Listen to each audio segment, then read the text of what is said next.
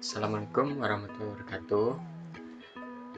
Di sini saya akan membagikan tutorial bagaimana membuat diagram menggunakan Minitab 18.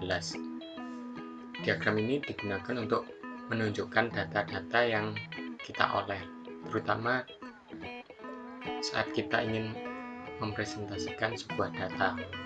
Diagram yang akan dibuat yaitu line diagram, bar diagram, histogram, dan juga Pareto diagram. Oke, sebelum membahas mengenai tutorialnya, saya akan memperkenalkan diri terlebih dahulu. Ini merupakan biodata singkat saya. Nama saya Agung Budi Setiawan, alamat di Desa Bandungrejo, Kecamatan Bantul, Kabupaten Malang. Itu kalau di Kabupaten Malang arahnya adalah ke Panjen, ke selatan, melewati Ekamas, ke selatan dikit belok kiri, sekitar 30 menit lah dari Ekamas. Saya lahir di Malang 22 tahun yang lalu, tepatnya pada 12 September 98. Agama saya Islam. Pendidikan terakhir saya adalah D4, Teknik Mesin Produksi dan Perawatan, Politeknik Negeri Malang. Hobi olahraga seperti badminton dan bersepeda. Di sini saya pada program GT Paper 6 di Mil PT Ekamas Fortuna, divisinya paper.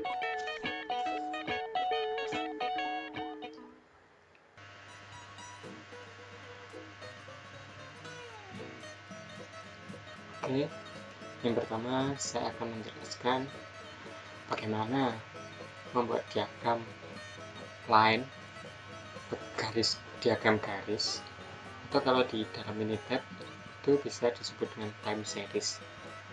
Nah, di sini saya datanya menggunakan data penjualan sales, mulai dari hari pertama sampai ke hari ke-30. Ini datanya. Untuk pembuatan ini pastikan di sini hanya C1, C2. Kalau misal datanya kemasukan teks seperti ini, nah datanya langsung berubah menjadi C2T, itu berarti teks ya.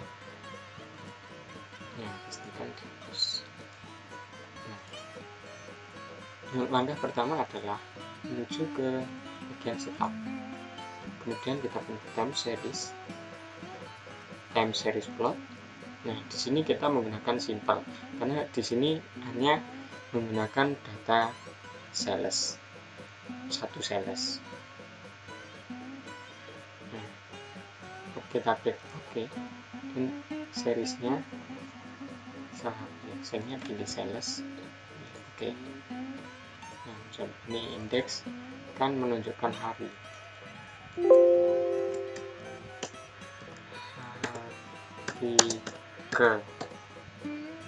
Nah, seperti ini. Ini merupakan time series. Oke, selanjutnya di sini saya akan coba membuat copy aja di sini. Nah, membuat sales. Ini beri nama sales 1. Ini sales 2. Datanya saja deh.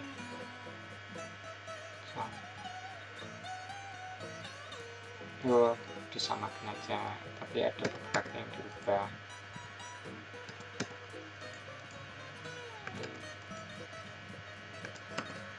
Ini di random ya, ini kita random.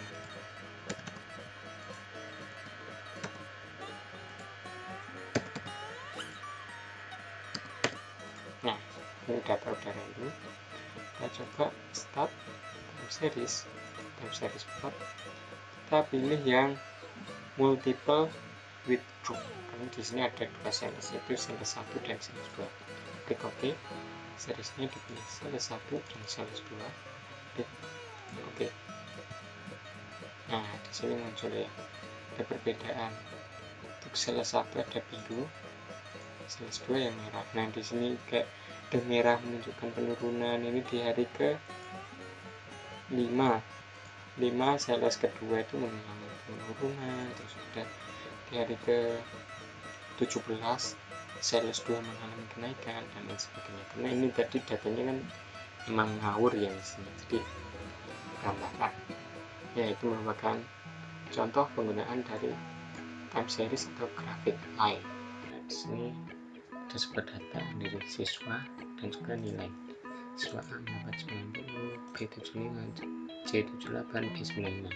Di sini saya akan menampilkan nilai ini dalam bentuk sebuah diagram batang. Pertama kita klik graph, kemudian bar chart. Nah, di sini sesuai kebutuhan. Yang pertama dihitung dari nilai ini, kedua function of variable. Di sini itu digunakan jika datanya ada banyak, misal nilai A ada 3 nilai, 2 nilai, 1 lebih dari 2 nilai. Nanti di function of variable di sini ada nilai minimal, maksimal, atau rata-rata. Nah, berhubung data set hanya ada satu nilai, kita pakai yang values from a table. Kita pilih simple, oke. Nah, sini ini grab variable, ini angka itu di sini C2 nilai. Dan categorical variable di sini kita pilih siswa, set, kita klik oke. Nah, sini kita dapat menampilkan bahwa dapat dilihat bahwa nilai tertinggi adalah dimiliki oleh siswa D. Ini siswa D 95, kemudian ada siswa A 90. Ya, ini merupakan contoh penggunaan dari bar chart. Oke. Yang ketiga adalah di sini saya akan menunjukkan bagaimana cara untuk membuat histogram. Histogram ini sebenarnya mirip dengan diagram batang, namun di histogram ini ada sebuah garis yang membentuk seperti gunung. Nah, seperti ini. Di sini yang pertama adalah data supplier, ada A dan juga B, dan di sini ada panjangnya.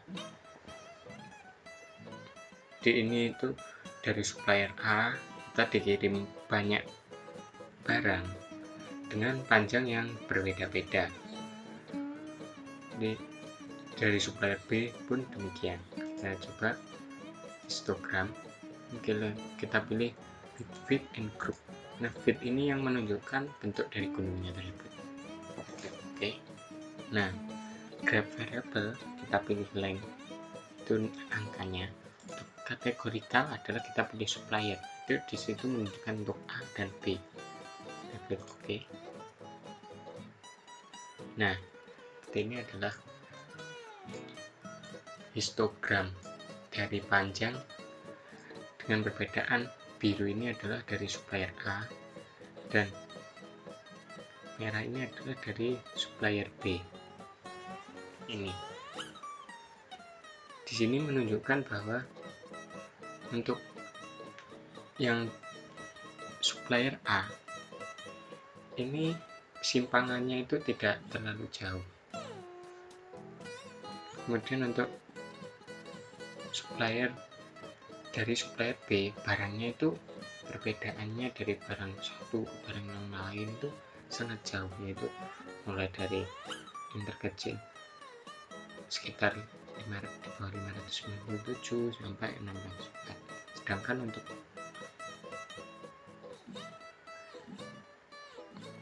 untuk yang dari supplier A cenderung selisihnya sedikit, sehingga menunjukkan untuk gunung seperti ini.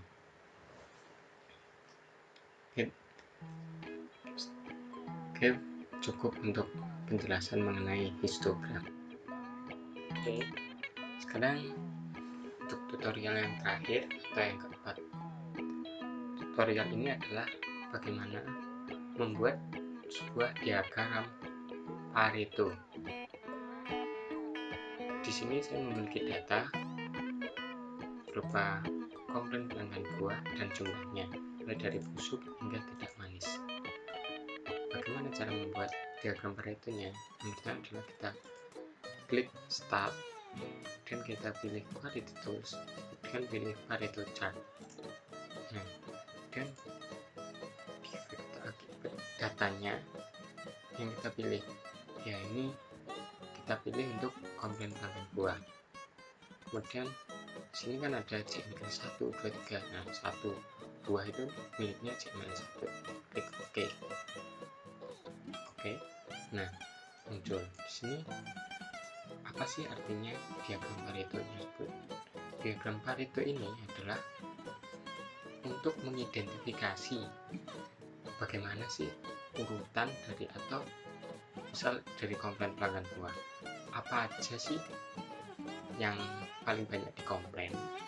Ini yang pertama, diurutkan dari yang tertinggi itu ada warna tidak cerah, mungkin tertinggi, kemudian kotor, lembek, busuk, mengkerut, tidak manis, atau lainnya. Nah, itu merupakan suatu perbedaan dari diagram Pareto dengan diagram bar ataupun histogram. Kalau diagram bar tadi kan tidak bisa mengurutkan seperti ini, misal datanya busuk dan kotor ya, di sebelah sini busuk, sini kotor. Kalau untuk histogram kan menunjukkan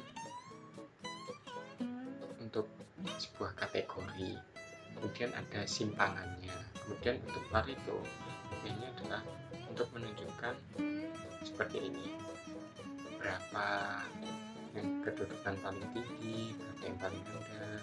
Jadi kalau misal di sebuah industri ketika ada kritikan, itu ini bisa menggunakan diagram Pareto untuk melakukan sebuah improvement.